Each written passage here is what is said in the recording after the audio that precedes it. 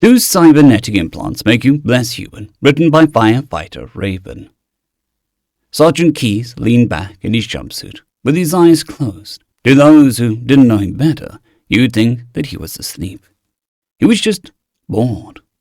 Long ago, he stopped counting how many combat drops he'd made during his 25 years of service with the Terran Union's military.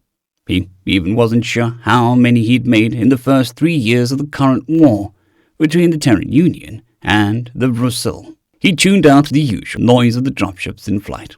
They didn't faze him anymore. He knew how the dropship felt while making for its destination. He no longer reacted to even the most radical of maneuvers, except to brace himself.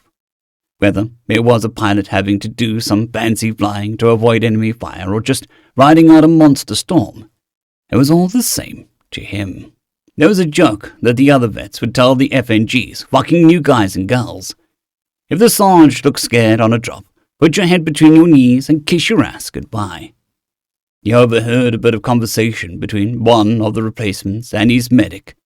The rookie was asking the same questions they all did when joining the unit. They always wanted to know about all his cybernetic implants. He couldn't blame him. He was almost more metal than man.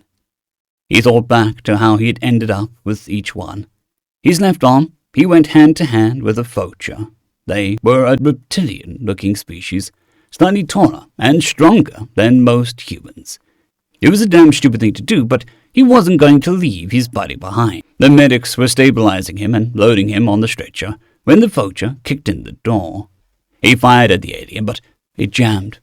The look of fear on the alien's face changed to a predatory grin as it brought its weapon around. It was caught off guard when he tossed his rifle in the alien's face and charged it, grabbing the enemy's weapon and pushed it aside as it pulled the trigger. The bolt of plasma blasted harmlessly through the nearby wall. They struggled for the weapon, but he knew it was a struggle he wouldn't win. With his right hand, he reached down and drew his knife. He stuck it in the vulture's side, hoping to hit something vital, but their hide was tough. Scales broke off with each strike, but he'd yet to penetrate the skin. The stab finally penetrated the skin and sank the blade to the hilt. The vulture had roared with pain and anger. It dropped its weapon and grabbed him with both hands. It grabbed his left arm and slammed him into the wall. The force of the impact snapped the humerus in half, which probably saved his life. The alien put his foot on his chest and pulled his arm out until it ripped apart at the break. But before it could do more damage, it keeled over dead. His knife had struck a major blood vessel, and it bled out internally. He just wished the damn thing had bled out faster. The doctor told him his arm was too mangled to be reattached, but they could do a prosthesis. He elected for a cybernetic arm so that he could stay in the service. He lost his legs to a mine while trying to retrieve another soldier who had stepped on a mine. He bound both of their wounds and crawled out with the soldier on his back. His right lung, scapula, and ribs were replaced after a dropship crash. He'd been helping an FNG fix his harness so that he wouldn't be decapitated. The ship was hit by enemy fire, and a chunk of metal crashed into his right side. He barely managed to strap in the seat before the crash. His spine had been reinforced after it was broken when a sci-fi overran their position. He'd been covering the withdrawal when the piece of shrapnel broke his vertebra. The doc said that he was lucky it didn't sever his spinal cord. His left eye, ear, and skull were from a grazing hit from a plasma bolt. They'd been hunting bandits in Galatap 4. The Histler were a low-tech race. They had no chance when a group of bandits decided that they were easy pickings. A captured pirate bargained for his life by telling Galactic Police what was happening on Galatap 4. The humans were the closest to the system and sent out a small force to investigate. It took hours to convince the locals that we'd come to help. They told us how the bandits took food and precious metals. They kidnapped their people, preferably children, to sell into slavery. They hunted bandits for 2 weeks and drove them back to their last base. They tried to use the hostages as shields. I got a valuable lesson in how good shots our snipers were. He led a squad in to get the hostages out, while the rest of the unit chased them down. His squad ran into a pair of bandits, but With the hostages in the line of fire, the bandits fired first. His squad put them down, but he'd been hit by then. The rookie asked the medic, why is he still here? Couldn't he take medical discharge? Key spoke up then. I selected to stay. Sarge paused before continuing. I joined up during the Kinsnia War. I was just 15. This life is all I know. He looked at the medic, an old friend who'd been the one to tend to several of those injuries. Some days I wonder if I'm still human or just a machine. Before the medic could reply, the alarm to brace for landing blared. Almost before it landed, Keys and the other non-coms were yelling for everyone to get out. A squad of Russell approached the dropship. Keys and his men rushed to meet them.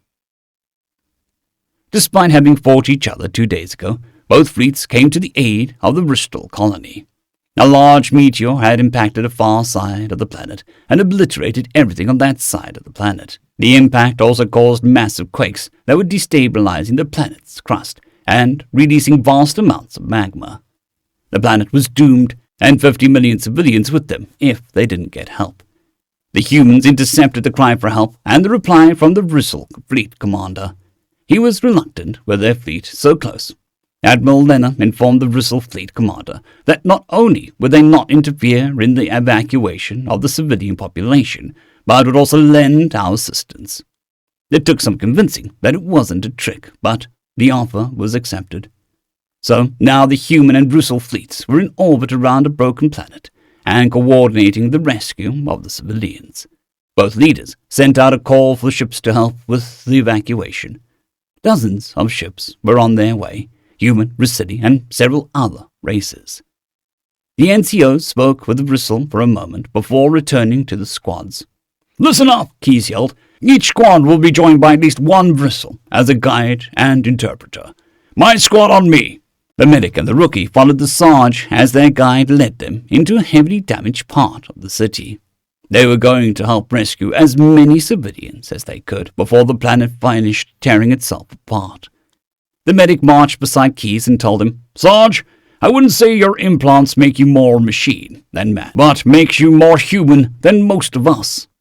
At Sarge's confused look, the medic replied, Every cybernetic implant is a result of risking his life to protect others, even if he didn't know them, and now we rush to help save millions of enemy civilians, side by side with their soldiers. Is there something more human than that? End of story. Story number 2, From the Ashes, written by LgFatherAnthrocite. Many cultures and civilizations in the greater galactic arm had seen their fair share of devastating events, planet-killer asteroids, coronal mass ejections, pandemics, and all manner of ecological disasters, just to name a few. Wars were a particularly common event, and often led to other disasters, while still being considered a disaster in their own right. People would fight to the edge of oblivion, and at some point they either realized the folly of war or were consumed by it entirely. Those who failed to realize the high cost of war would simply fight themselves to death, leaving behind the remnants of the civilization, to be discovered by those who had put such conflicts behind themselves. So, it was quite a shock when humanity was discovered.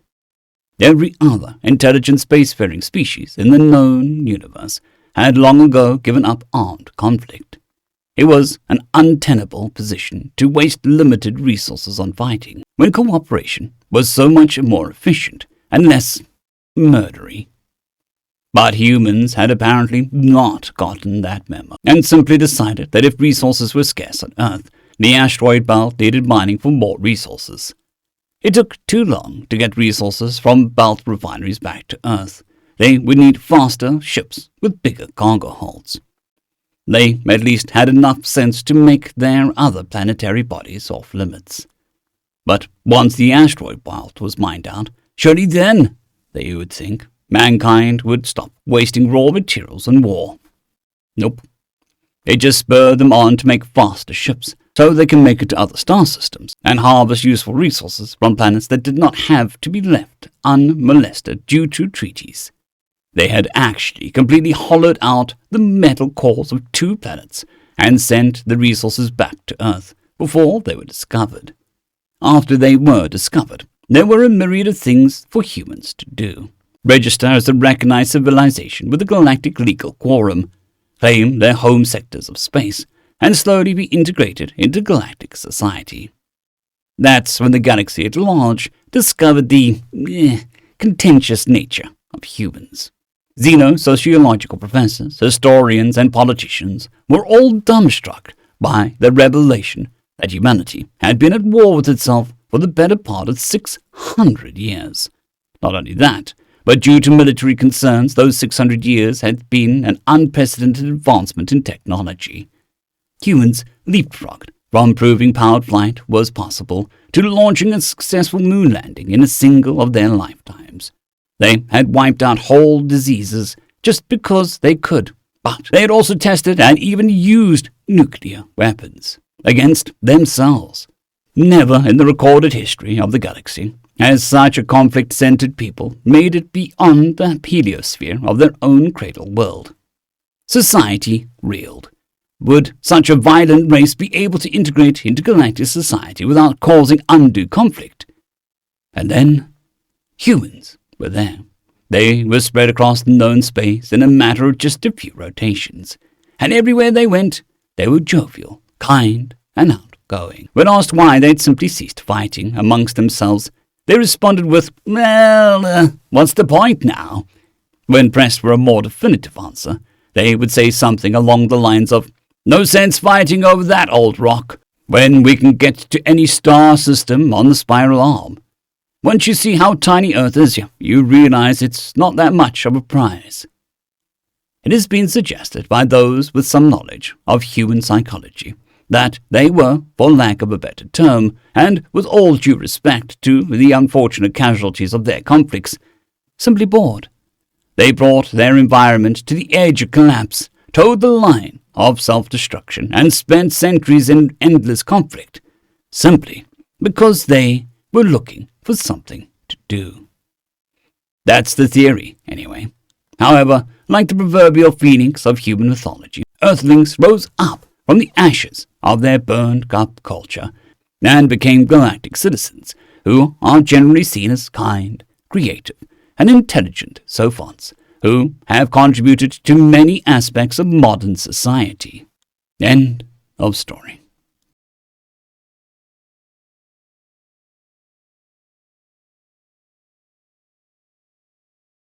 I'd greatly like to thank our Tier 5 channel members, Casper Arnholt, John Creighton, Manatharia, 050, Dragzoon WRE, and Elijah Silvercross. Thank you very much.